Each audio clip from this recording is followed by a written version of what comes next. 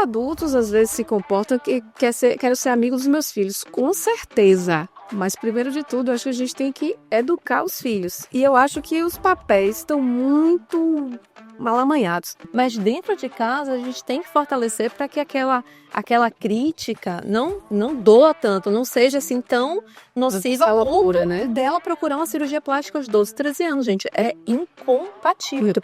A gente percebe que muitas crianças, ela tem, sim, um repertório, uma habilidade mais adultizada. Por quê? Porque muitos pais também acabam naturalizando.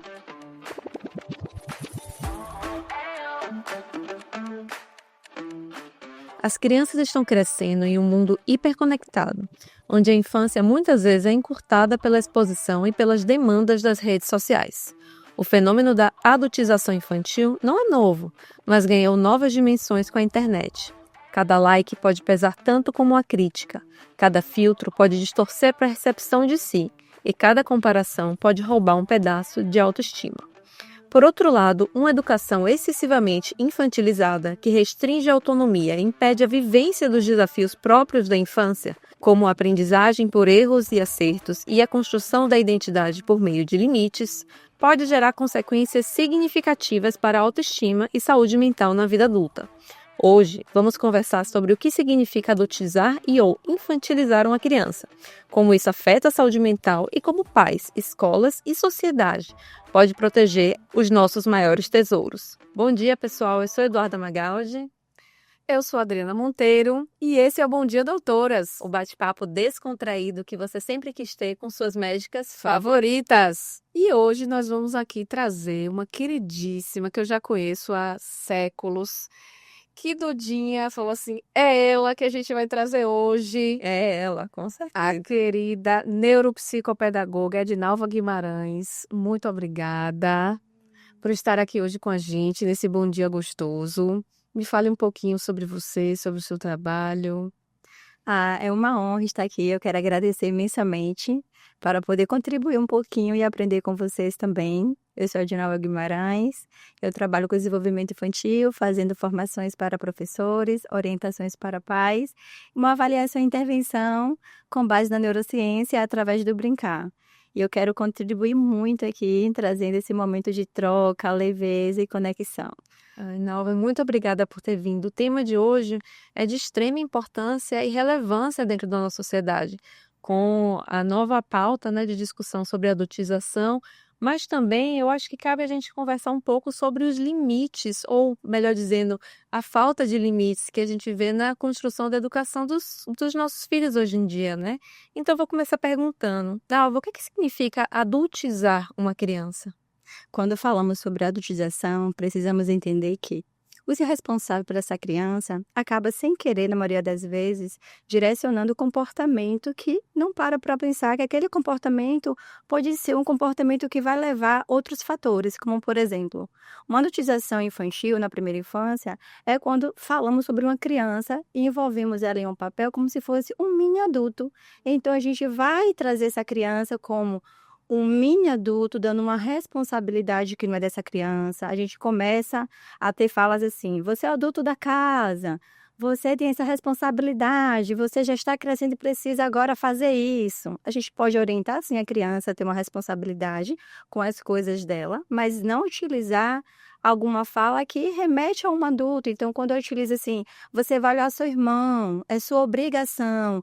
Então, a gente começa a trazer uma responsabilidade, o socioemocional começa a ser interferido, e essa criança pode adquirir aí vários fatores no desenvolvimento dela, principalmente quando chega na escola, que pode ter um impacto muito grande para o aprendizado dessa criança. Então, uma adultização é quando os pais, o responsável, ele traz um comportamento direcionado para uma criança, um mini adulto, direcionando não só em questão desse comportamento, dessa responsabilidade, mas também aquele comportamento de achar que é normal uma criança utilizar maquiagem, utilizar certos tipos de roupa curta, então utilizando acessório que gera ali algo que é um perfil de um adulto ter. Então a gente precisa direcionar o que é saudável para essa criança, o que é que de fato essa criança precisa utilizar agora, música também.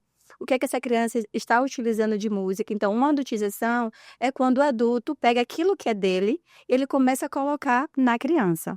Ai, E superpassa pelos tipos de desenhos que se assiste, pelas pessoas com que ela vive, né? Porque pega os exemplos. Mas sobre a responsabilidade, você tocou numa coisa legal aí. A gente sempre vê na internet, eu acho massa, viu, gente? Eu gosto porque eu vejo isso, que vai dizendo assim. Com 2 anos, a criança ela pode ter tais habilidades. Com 3 anos, ela pode, sei lá, forrar a cama. Estou chutando, viu, gente? Eu já não lembro mais.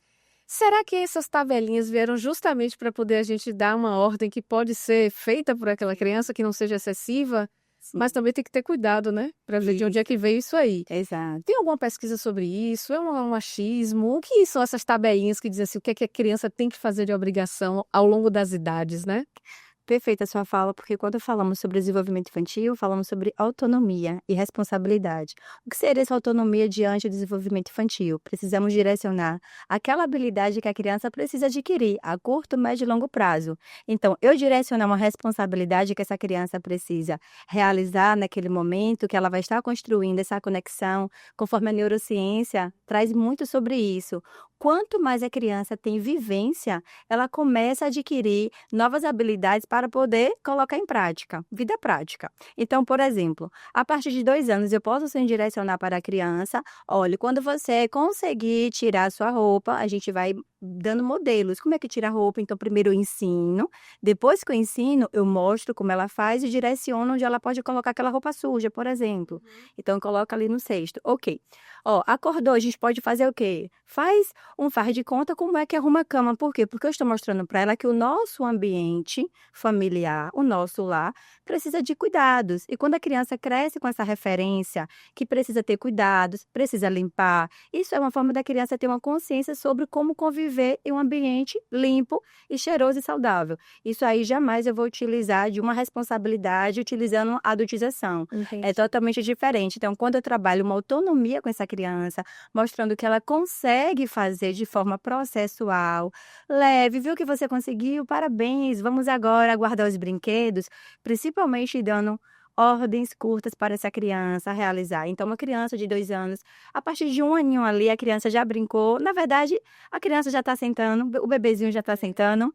6, 7 meses, a gente pode brincar com ele e falar: vamos guardar. Eu vou trazer essa fala do guardar, porque o bebê, ele já vai começar a entender que brincou, guardou. Com certeza. Então, a partir do momento que eu começo a trabalhar isso, desde bebê, o brincar, guardar, vamos agora trocar, eu vou jogar sua fralda no lixo. Aí ele já tem 1 aninho, ele já consegue direcionar aquela fralda suja para a lixeira. Então, são comportamentos de autonomia, de responsabilidade que precisa ter com as coisinhas dele. Não será uma coisa com o outro, a responsabilidade da casa, tarefas de casa, o compromisso dele. Se acontecer alguma coisa, é obrigação dele ali, deixar tudo em ordem, tudo. Um caso, o irmãozinho caiu, machucou. Eu deixei você olhando. Por que você não observou que seu irmãozinho se machucou? É sua responsabilidade, ou seja, filho, brinque com seu irmão. Isso pode. Então, a partir do momento que eu vou sair de casa e deixo uma criança de 10 anos olhando uma criança de 5 anos, é algo que a gente já trabalha aí o quê? Essa adultização, que a gente coloca uma responsabilidade muito acima do esperado. E muito mais do que comandos, né? Eu acho que crianças aprendem por imitação. Então, os pais estão fazendo esses atos, de sair da cama, arrumou a cama, botou a roupa no lugar certo, a criança vai vendo, ela vai aprendendo que assim é a forma de ser feito. Até porque os irmãos mais novos, parece que eles são mais espertos, né? Eles vão imitando os irmãos mais velhos, que já passaram por isso. Modelar. Me lembrei muito de um livro que eu li tem um tempinho, mas é um livro excelente, recomendo demais, chama Geração Ansiosa. Um dos pontos do escritor é falar que a gente está criando uma geração, né? Os mais velhos, enfim, estão criando uma geração de de pessoas muito ansiosas, porque elas não aprendem no início que elas são capazes de fazer coisas que antigamente a gente fazia sem nem ter que pensar. Por exemplo, com 14 anos eu pegava o ônibus sozinha, Sim. né? Eu sabia fazer, sei lá, meus trocos, comprava coisa na escola, tinha um dinheirinho para poder comprar a escola. Autonomia. Autonomia. Tudo bem, eu era a terceira filha, né? Então eu sou sobrevivente, isso é até forma. Mas assim, adquiriu essa habilidade que hoje a gente, né, não vê tanto. Hoje é assim, difícil a gente difícil. ver. Parece que a gente aprendeu que para criar uma criança segura, né, no mundo que se vive hoje, você precisa envolvê-la de uma proteção assim enorme. E para tudo, para botar uma meia, calçar uma meia, a gente está botando a meia ali de manhã, para dar comida, tem que comer o prato lindo lá, cheio de cores, todo todo preenchido de proteínas e não sei o quê. E aí você sabe que sua criança vai comer, então vai lá, dando na boca ela come. Então a gente talvez perca um pouquinho de ensinar essa criança que ela é capaz de fazer as coisas por conta própria, não é? Sim, acho perfeito, até porque quando falamos sobre desenvolvimento infantil, a gente quer adquirir esse desenvolvimento. E quando falamos sobre desenvolver esse desenvolvimento, a gente fala sobre habilidades. O que é que a gente vê hoje em dia? A gente percebe que muitas crianças, ela tem, sim, um repertório, uma habilidade mais adultizada. Por quê? Porque muitos pais também acabam naturalizando e achando até normal e bonito. Então, nessa de bonito, a gente começa a entender e refletir. Será que é saudável? É normal? Eu vivenciar isso com a minha filha? Eu levar meu filho, minha filha para lugares que ainda não é apropriado para ele nesse momento? Então, assim, a gente precisa refletir e pensar. Eu sou a 10ª, eu tenho 9 irmãos. Eu tô assim. Eu não sei o que que ela é, não. Então, eu sobrevivi de uma forma assim, ou você faz, eu tive muita responsabilidade, uma responsabilidade que a minha mãe não sabia sobre isso, esse termo, mas assim, foi uma responsabilidade que ela passou para todos os irmãos, inclusive de um cuidar do outro, não porque ela queria, mas porque precisava, era uma necessidade. Então, assim, o que foi que eu adquiri diante desse desenvolvimento meu? Uma responsabilidade, e isso me fez a profissional que eu sou hoje, porque eu tive uma responsabilidade comigo mesmo. Então, o que eu fazia em casa era as minhas coisas. Eu lavava minha calcinha com 5, 6 anos. Vai lavar sua calcinha no banho. Comeu, sujou o prato? Vai lavar seu prato. Então, foram habilidades que eu fui adquirindo, e isso favorece, e a neurociência informa que quanto mais você tem vivência, você tem repertório. E quando você tem repertório, você consegue direcionar. Isso serve, isso não serve. Isso é errado, isso é certo. Então, eu vou adquirir o quê? Um planejamento. E quando eu falo sobre o planejamento, a gente vai falar sobre o córtex pré-frontal, que vamos trabalhar as funções executivas. E hoje em dia a gente não vê tanta adolescente com essas funções executivas. Claro que o amadurecimento do cérebro, se a gente for ver nas funções executivas, é a partir dos 25 anos que começa mesmo a consolidar, enfim. Mas se a gente for ver assim, uma criança pensa, controla a sua impulsividade, a sua forma de falar com o outro, o que é que está acontecendo diante desse livro que você leu, que você trouxe pra gente aí, uma sociedade muito ansiosa, uma criança que não consegue esperar a sua vez, seu momento. O que é que está acontecendo? Quando a família chega em casa, a família traz esse momento, meu dia foi assim, ou foi dessa forma, foi tão bom. Ah, hoje não foi tão bom, porque eu passei por algo tão horrível. Mas eu respirei, eu fiz de outra forma, a vida que segue. Filho, como foi na sua escola também? O que te deixou feliz? O que te deixou triste? Aí ele vai começar a ter. Quando tem isso, tem a troca, tem a comunicação, tem o momento de uma comunicação social. E uma comunicação social, comunicação que você tem com o outro de saber o que é que está acontecendo ali naquela fala, com aquela palavra, com aquele comportamento, com aquele gesto que esse meu filho fez. Então, quando falamos sobre esse desenvolvimento infantil, trazendo essa adultização, a gente precisa diferenciar o que é saudável, o que não é, e o que é que de fato vem ocorrendo ali. Eu lembrei agora de um episódio que uma conhecida minha, ela falou que a filha dela queria utilizar essas unhas de gel, né? E ela tem 10 anos. Ela falou, Nalva, você acha o quê? Aí eu peguei e perguntei a ela de novo, o que é que você acha da sua filha utilizar um tipo de ferramenta na unha, que é um procedimento, né, que a gente não vê em criança? Você acha saudável? Ela, eu não acho. Eu falei, se você não acha, você vai deixar ela fazer por quê? Aí ela foi e falou assim, porque todo mundo faz. A coleguinha dela falou que fez, que ficou bonito. Aí eu falei, tem outras formas dela pintar a unha e ficar bonita, mas você já viu como é? Até doloroso também esse processo de você colocar sua filha diante de uma situação só porque todo mundo está fazendo. Então ela parou, pensou, tentou conversar com a filha, claro que a filha não aceitou, mas aí ela falou, Nalva, eu falei não pra ela. Mas isso me machucou tanto, tanto. Eu falei, por que eu não te machucou? Ela, talvez porque eu nunca dei não pra ela. Então, assim, é uma forma para você agora, enquanto esse não que você deu, começar a refletir. Porque quando a gente dá não, a gente está dando um sim lá na frente. Então, começa a refletir sobre isso. Aí ela me agradeceu, falou que de fato depois surtiu efeito, mas assim, é saber utilizar não nos momentos certos. Nossa, com certeza. Aí eu lembrei também, com esse exemplo, eu lembrei de muitos pacientes que me procuram, às vezes trazendo suas filhas adolescentes, mais jovens, já querendo fazer uma cirurgia plástica facial, como a rinoplastia. Teve um aumento enorme de procura de rinoplastia a partir dos 13, 14 reais. Amiga, vezes por força de comparação em rede social. As pessoas já vêm com a imagem modificada, filtrada, olha, eu quero meu nariz assim. E você precisa entender que uma cirurgia plástica facial, e a gente fala em especial, né, na rinoplastia, porque é realmente a terceira cirurgia plástica mais realizada no mundo, e é isso que elas procuram, tem que esperar ter o crescimento orofacial completo, porque senão depois vai ter uma modificação, salvo algumas exceções, uma deformidade crânio-maxilofacial grave, isso, como é o caso, né, de cromossomopatias, ou então um trauma, né, que teve uma fratura nasal, a gente precisa fazer uma cirurgia para poder reconstruir aquela função nasal.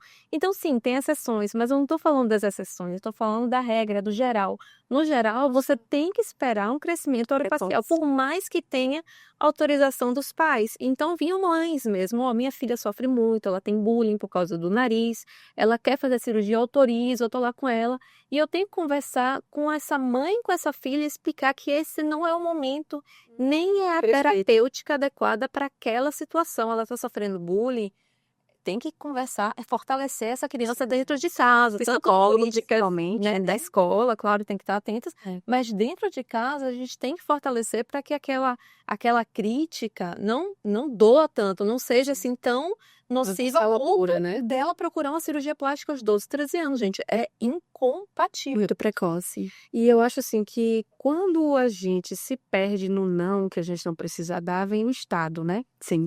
Então eu acho que o Estado ele acaba intervindo muito na vida das pessoas porque a gente se esqueceu dos nãos. Por exemplo, quando saiu a lei de que adolescente não pode fazer tatuagem, não sei se essa lei ainda existe, tá? Mas quando eu era adolescente ela existia. Eu só podia fazer até com o apoio dos pais, a partir de 18 anos, né? Você pode 18 anos, você pode tatuar e antes só se você levar, né, que o pai autorize e tudo mais. Mas eu acho que é para justamente coibir os nãos que a gente não consegue dar, né? E acho que vem vindo leis aí a respeito disso, né, sobre telas, sobre acesso a redes sociais, porque a gente não está conseguindo dizer não aos nossos filhos. E o que eu vejo muito é dessa questão da adultização e da infantilização eu quero trazer a minha vida de adulto para o meu filho pequeno como se ele tivesse a minha mesma idade. Gente, a gente não tem a mesma idade dos nossos filhos, é meio óbvio, mas é isso. Não tem. O óbvio é aquele negócio, né? Se na placa de ovo tem escrito alérgicos a ovo, aqui é ovo, então, né, o óbvio precisa ser dito. Mesmo. Então, os adultos às vezes se comportam que quero ser amigos dos meus filhos, com certeza. Mas, primeiro de tudo, eu acho que a gente tem que educar os filhos. E eu acho que os papéis estão muito mal amanhados. Troca de papéis aí. E vejo que o Estado Estado, gente, que eu falo, são as leis, né? Tem cada vez intervido mais para proteger um pouquinho essas crianças, né? E muitas vezes essas polêmicas. Como assim, na minha época, mesmo que surgiu a lei da tatuagem? Como assim agora eu não posso mais fazer tatuagem? Eu falei, gente, lá em casa sempre foi proibido tatuagem, tá?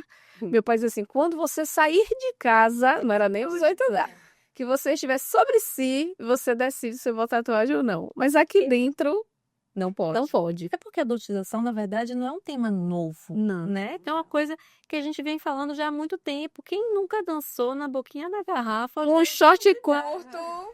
Pois é, né? Então, assim, já estávamos adultizando as crianças da década de 90, né? sem essa consciência. Mas quando você coloca a adultização no mundo de uma rede social, que é uma praça pública, você está jogando a responsabilidade de proteção daquela criança para o além. Para ninguém. Verdade, para ninguém. Para ninguém. E você acha que tá tudo bem porque tá fechado naquele quarto, né? Não tá fora, não tá Na sob rua, risco, não tá na rua. não tá na praça. Mas, não na existe. verdade, atualmente, o risco que se tem de uma criança sem supervisão em rede social é absurdo. É talvez muito maior do que ela tá fora de casa, enfim, né? Caminhando e sendo autônoma de alguma forma. Principalmente quando ela começa a se comparar com outra criança. Eu acho que as regras são as mesmas, só que agora eles estão com tudo na mão, dentro de um quarto, e a gente não consegue ver. Então as crianças estão mais sujeitas a conteúdos adultos, imprintados até em propagandas de desenhos. Então, mas eu pago tal plataforma, mas vai estar lá, no meio do desenho, uma propaganda de um carro, uma propaganda de uma mulher se exibindo, de um homem fazendo alguma coisa estranha, esdrúxula, que para criança é estranho. Ela não tem filtro. Ela não tem filtro. Sabe o que é certo e o que é errado naquele momento. A criança é literal, não é isso? Sim. Então, inclusive, eu brinco com a né, literalidade dos meus filhos. Quando eles eram um pouquinho menores, eu falava assim: mamãe, vai perder a cabeça. Então eles achavam que ia perder a cabeça. Não, mamãe, não. Vou virar mula sem cabeça, vou sair fogo da cabeça. Então, assim, para vocês. Acredito. Eles acreditam, eles são literais. Então, o que ele vê, o que ele vê dos pais, o que ele vê das pessoas, ele leva como verdade. Leva como verdade. E aí, trazendo aí esse movimento que você trouxe, é até engraçado, porque assim, se a gente for ver, a criança, ela traz aquilo que ela pensa, que ela de fato está acreditando. Então, ela automaticamente já trouxe, não, mamãe, ou seja, não faça isso. E outra coisa também muito importante quando utilizamos essa adultização, principalmente para esse desenvolvimento cognitivo, a maioria dessas crianças sem essa identidade e indo com mais frequência em consultórios, utilizando vários produtos de adulto também, de limpeza, De não só a cabelo. maquiagem, mas já dando progressiva, mudando o corpo também. A gente precisa entender até onde está sendo permissível ali, quem está dando essa permissividade para essa adolescência, porque tudo começa em casa, querendo ou não. Claro que a gente sabe que na escola tem outro tipo de ambiente, de estimulação, né, que a criança acaba também ali. Tanto criança como adolescente também acaba tendo essa referência. E não filtra o que é certo e o que é errado, talvez por conta dessa falta de referência tão forte dos valores. Então, quando essa criança não tem esses valores tão consolidados em casa, tão conceituado, olha só, a gente funciona assim, eu não quero que você venha utilizar isso, você vai sim usar, mas agora não. Não é o momento, não é a idade, você vai pintar unha. Eu lembro que minha mãe nunca deixava eu pintar unha, e eu ficava indignada porque eu queria pintar unha, eu queria usar tamanquinho, sabe aquele tamanquinho da Carla Pérez? Sim. Nossa! É ele mesmo. E o cabelo vermelho, que teve uma época que Papel crepom. Isso, eu papel pintei. crepom. Eu pintei, sabe com quantos anos? Com 15 anos. Eu pintei, cara. E eu achei que Veio veio. idade ainda nova. Eu achei nova, mas foi 15 que eu anos, pintei. imagina. 16 anos foi que minha mãe Papel disse crepom. assim: não vai pintar. E acabou. Ah, Chorem. quero. Filha, aí você chora agora pra sorrir depois. Gostei. Chora agora para sorrir Depois, é isso. Mas é absurdo mesmo que a gente tem visto de utilização de produtos adultos, né, na criança. Até o rosto, não sei se você já percebeu, mas assim, o rosto das meninas mais novas está muito parecido com o rosto das meninas muito mais velhas e todo mundo se encontra mais ou menos ali entre 35 e 45 anos. Vocês já perceberam? Imagina quando chegar essa idade de 30 anos. Tá igual, né? Provavelmente vai Porque se manter com 20 anos. os 20 anos com a mesma cara, porque enfim, né? Você vai modificando ali para manter aquele padrão que fica bonito na foto. Apenas na foto, porque ao vivo, gente, é muito estranho. Muito estranho. De fato, acaba modificando. Mas é difícil, né, criar criança, gente. A gente assim, ser do lado, não pode ir pro outro. Aí agora eu vou pra uma polêmica, momento polêmica. Você já agora. Eu adoro. E o lado contrário que eu gosto de falar, né? Eu acho que as pessoas têm atrapalhado muito a educação não violenta com a educação permissiva. Sim. Fale um pouquinho sobre isso, porque isso me dá um comichão. Pois é. Irei começar falando sobre Samitiba. Ele é um psicólogo que ele fala que ama educa. Eu Então, gosto muito. assim, eu sou apaixonada por ele. Pois é. E ele fala muito dessa forma da gente utilizar uma educação para os nossos filhos de forma consciente e direcionando o que é importante naquele momento. É saudável, é importante. Não é o que o outro vai pensar, é o que eu acredito que será válido. Talvez não seja agora, porque ainda está adquirindo aquela habilidade, mas vai ser válido lá depois. Eu tenho um filho, ele tem 3 anos. E assim, é corpo e movimento, Felipe. Ele sempre quer utilizar as coisas, criança normal, né? No choro. Sim. Então eu falo, conversa. Antes mesmo dele chorar, eu já trabalho a previsibilidade. Fala sem conversar. Se você chorar, eu não vou entender. Porque eu sei sim que a gente precisa chorar, mas agora tá sentindo alguma coisa? Então fala sem chorar. Ele aí respira, porque eu já trabalho essa respiração. Ele fala assim, fala com palavras. Fala com palavras, eu gostei. Fala com palavras, com choro não. Choro não, gostou. Mamãe não entende chorinho. Toda mãe cria, porque Tá vendo? Explicar. Isso é tão humanizado, tão conectado ali. Aí eu falo pra ele, olha só, você quer? Ele fala, eu quero aquilo. Eu falei, está falando muito rápido, não está falando de uma forma respeitosa com a mamãe. Eu sou sua mãe, me respeite. Aí ele começa a tentar voltar e falar de novo na impulsividade. Porque quando ele vê de novo sendo impossível, mostro a ele como é. Papai e mamãe, preste atenção, a gente precisa dar um modelo. Porque quando a gente dá um modelo como é, E quando a gente ensina como é, olha, você está falando assim, aí faz mais ou menos como é para a criança se perceber como foi que ela falou. Eu quero que você fale normal. Como é normal? Assim, ó. A forma que eu estou falando agora, fale de novo, respire e fale de novo. Aí ela vai tentar falar, pronto, ok, entendi. Você não vai ter por conta disso, disso e disso. Aí ela começa a chorar de novo. Tá tudo bem. Você pode chorar, depois a gente conversa. E tá tudo bem. Então, assim, o que é que a gente pode trabalhar com essa educação permissiva? É não dar as coisas que a criança quer no momento que ela está chorando. É não facilitar as coisas. É conversar de forma processual, trabalhando com essa previsibilidade. Como seria trabalhar com essa previsibilidade? Trabalhar previamente. Então, se você sabe que o seu filho, a sua filha, a criança vai querer tal coisa e você não tem como, então já vem, ó, já informando, olha, lembra que você queria aquilo? Eu não vou te dar porque papai não recebeu, mamãe não recebeu ainda, então vamos se organizar para a gente fazer em outra data. A gente vai preparando essa criança também para ela estar ciente do que é que está acontecendo em casa. A gente precisa direcionar essa realidade. Então, assim, tudo é a forma que a gente direciona. Não ser permissível também com as notas na escola. Então, a criança chega falando, a professora fez isso, eu tirei nota baixa. E na maioria das vezes, o que é que acontece? Os pais acabam agindo de uma forma que desrespeita a professora, dando a voz a essa criança, somente essa criança, Outro lado. sem ouvir o outro lado. E aí, quando chega na escola, quer trazer essa responsabilidade, autoridade, formando, olha, você fez isso com meu filho, e nem escuta a professora. Então, assim, a professora, ela fez o quê, filho? A professora passou atividade, você fez? Fez, pronto. A sua responsabilidade, a sua obrigação, o seu dever. Não é isso, né? Estudar, né? Fazer atividade. Porque na maioria das vezes a gente acaba trazendo, assim, uma educação escolar como se fosse uma educação familiar, trazendo essa responsabilidade que seria para a família. Então, isso tudo também envolve, Dani, esse psicólogo, ele traz no livro uma educação trazendo essa parentalidade respeitosa, essa consciência da parentalidade. Ele forma muito isso, sobre esse desenvolvimento dessa criança, principalmente a forma dos pais terem em mente, como trabalhar e resgatando a sua criança interior. Então, quando falamos sobre quem foi você na sua infância, quem foi você enquanto criança, aí, uma vez eu fiz uma orientação para os pais, eu pedi para cada um fazer sobre um desenho ou uma frase, o que mais marcou a sua infância. E teve um desenho tão ilustre. Esse moço, esse pai, ele desenhou ele se despedindo da mãe e a mãe entrando no ônibus. E aí eu fui e perguntei a ele, você pode falar? Ele, posso. O que esse desenho representa na sua infância? O que ele representou, que ainda representa até hoje, que te marcou até hoje? Ele se emocionou, claro, ele falou, eram os momentos que todo final de semana, minha mãe se despedia da gente e ela ia pro ônibus.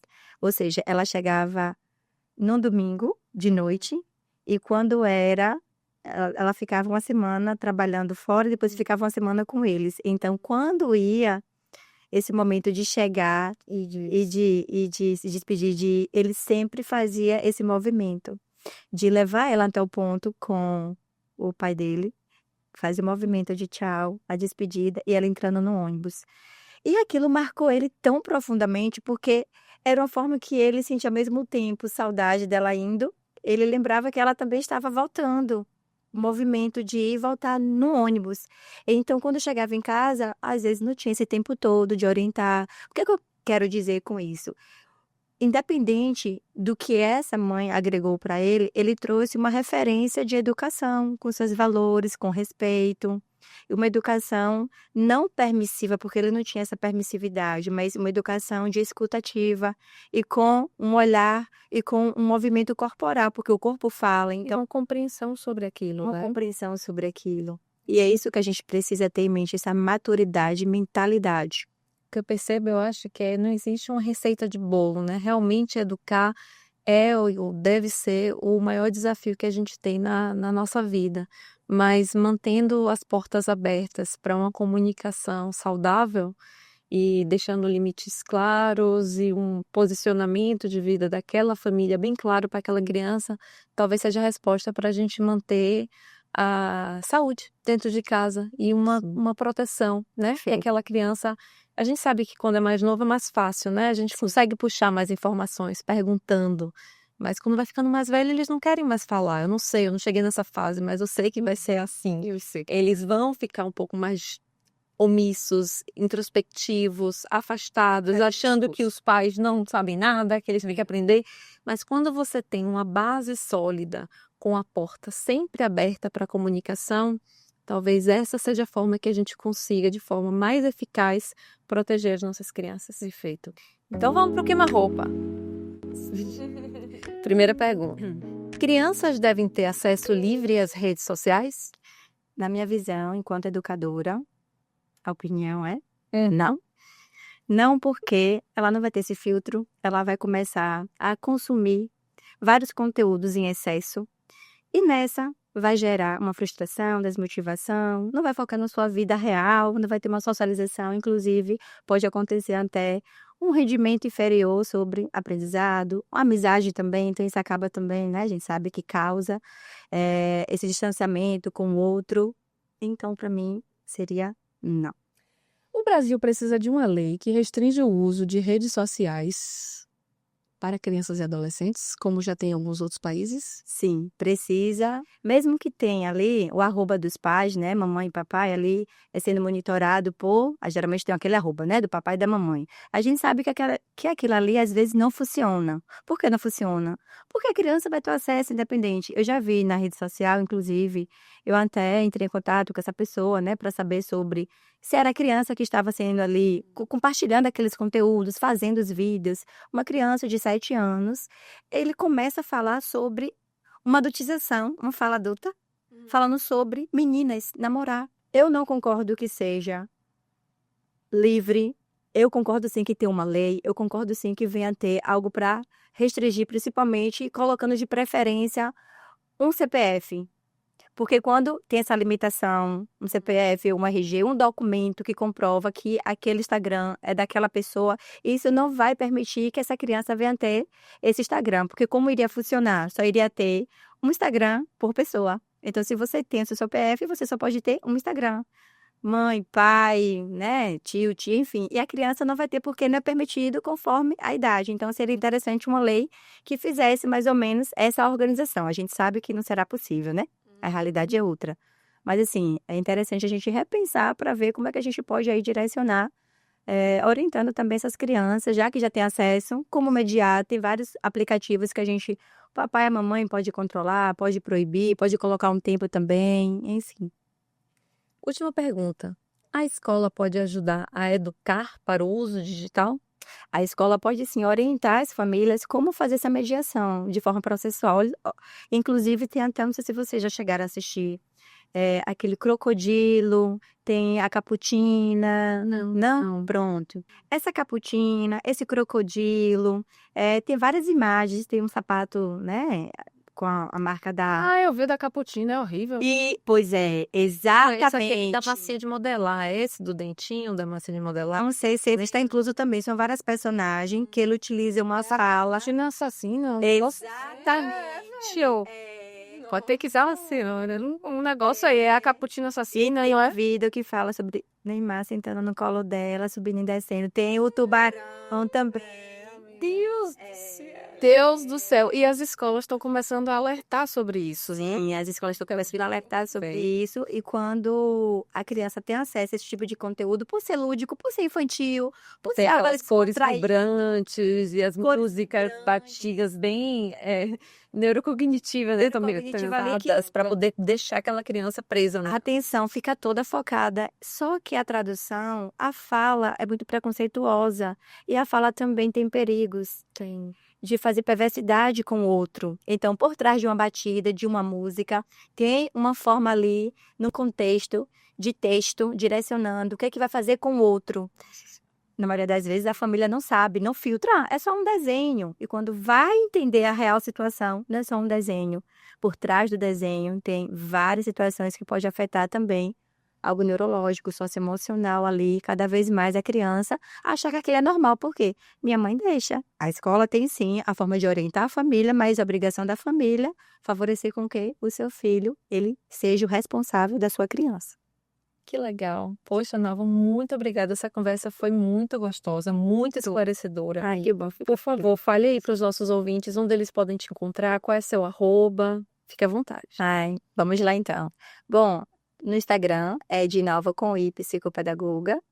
Eu faço orientações para pais, quem tiver interesse em como trabalhar rotina, previsibilidade, como trabalhar comportamentos, como orientar de forma geral o desenvolvimento do seu filho. E eu sou autora do livro Por que que as Crianças Brincam. Pegue aí de mostrar, por favor. E olha aí, gente. Olha só, esse livro aqui é um livro muito legal porque fala sobre o desenvolvimento infantil também trazendo brincar conforme a neurociência, ou seja, quando o bebê está brincando de forma intencional, é um brincar que ele já dá função. Muito obrigada, Nalva, mais uma vez, queria te agradecer.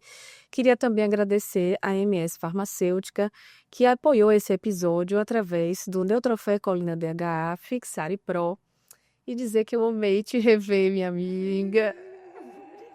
Foi um prazer, a gente ficou namorando ali. Eu falei, Du, a gente tem que trazer Nalva aqui pra gente conversar. Ai, estou muito feliz, Agililhas, maravilhosa. Muito obrigada para o coração, viu? O trabalho de vocês são incríveis. Ai, obrigada. E obrigada a você que assistiu o episódio até agora. Curta, compartilhe, encaminhe para quem você acha que vai ser relevante ouvir sobre esse tema. E lembrem-se, mulheres, nós podemos tudo! Até o próximo episódio. Até mais! E este foi o episódio de hoje. O que mais você gostaria de ouvir? Deixe nos comentários.